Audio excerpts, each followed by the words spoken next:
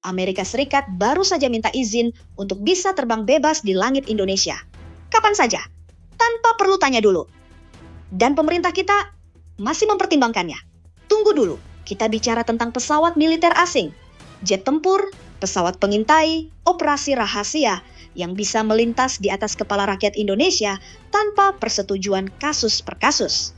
Hanya pemberitahuan, seperti tetangga yang bilang, nanti aku lewat ya, lalu masuk sesuka hati. Kalau ini bukan soal kedaulatan, lalu apa? Yang lebih menggelisahkan, proposal ini bocor. Dan begitu bocor, Cina langsung bereaksi keras. Artinya, ada sesuatu di sini yang jauh lebih besar dari sekadar izin terbang. Ada permainan kekuasaan yang sedang berlangsung. Dan Indonesia ada di tengah-tengahnya, mau atau tidak mau. Pertanyaannya bukan lagi apakah kita mau dilibatkan. Pertanyaannya, apakah kita sadar sedang dimainkan? Selama ini, banyak yang memandang Indonesia sebatas negara berkembang yang sibuk dengan urusan domestik. Kemacetan Jakarta, debat politik, drama sinetron. Tapi di meja para jenderal dan ahli strategi di Washington, Beijing, Tokyo, dan Seoul, Indonesia bukan soal itu. Indonesia adalah kunci pagar yang menentukan siapa yang bisa lewat dan siapa yang tidak. Lihat petanya.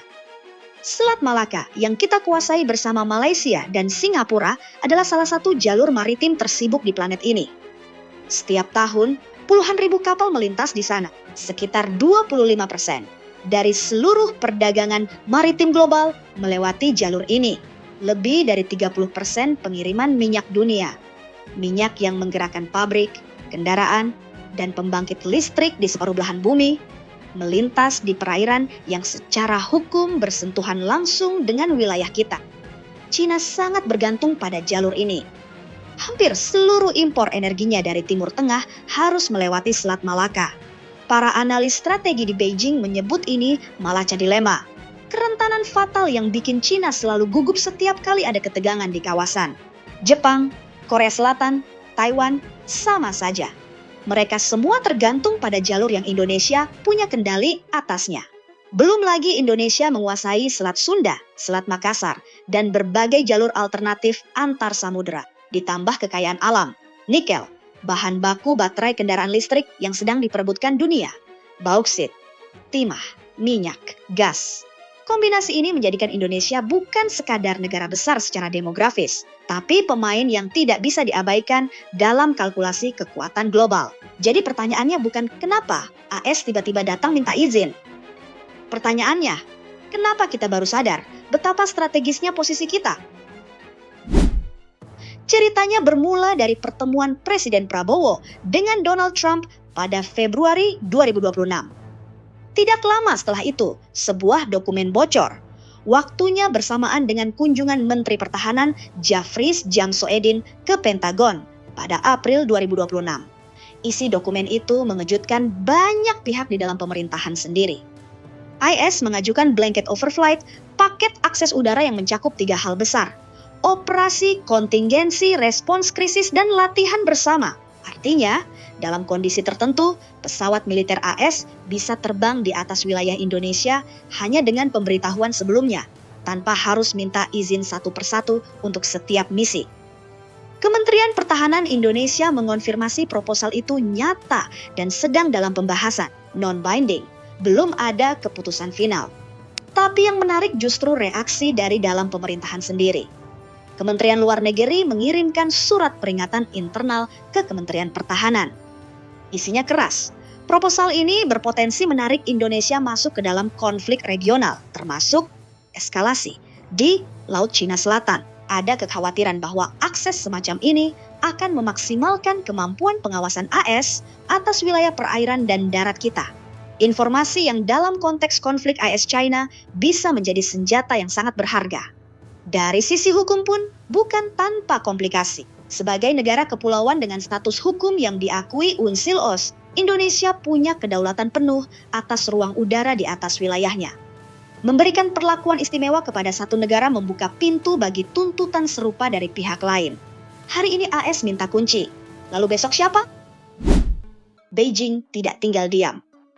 Juru bicara Kementerian Luar Negeri Cina langsung angkat suara. Kerjasama pertahanan antar negara tidak boleh menargetkan pihak ketiga atau merusak stabilitas kawasan. Kalimat yang terdengar diplomatis, tapi pesannya sangat jelas. China sedang berbicara langsung kepada Jakarta. Dan ini bukan sekadar pernyataan retoris.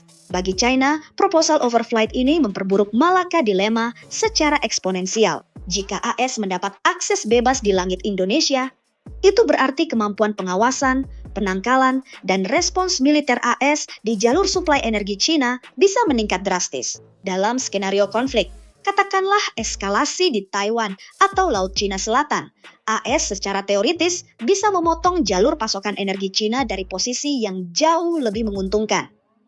Ini menciptakan jebakan klasik bagi Indonesia, dijepit di antara dua raksasa. Kalau dekat dengan AS, China bisa merespons tekanan ekonomi, penurunan investasi, ketegangan diplomatik.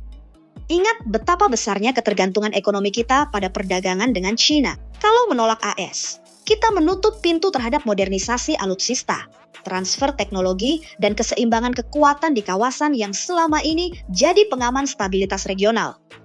Indonesia bukan sekadar penonton, tapi dalam permainan ini, salah langkah bisa menjadikan kita papan catur, bukan pemainnya.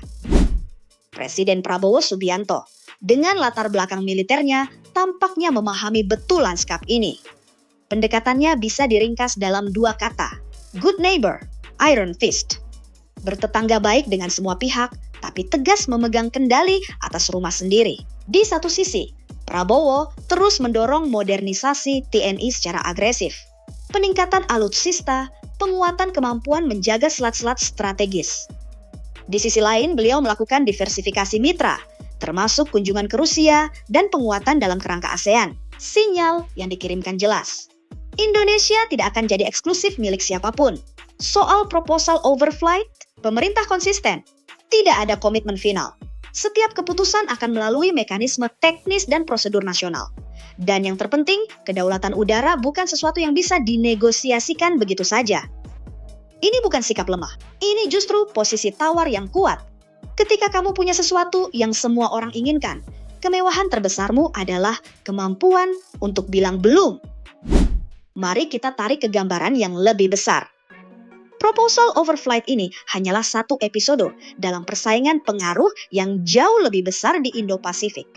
Choke points maritim seperti Selat Malaka sudah lama jadi arena kompetisi strategis. Yang baru adalah betapa eksplisitnya permintaan itu dan betapa besarnya implikasi dari jawaban kita. Dalam 12 hingga 24 bulan ke depan, prediksinya cukup jelas.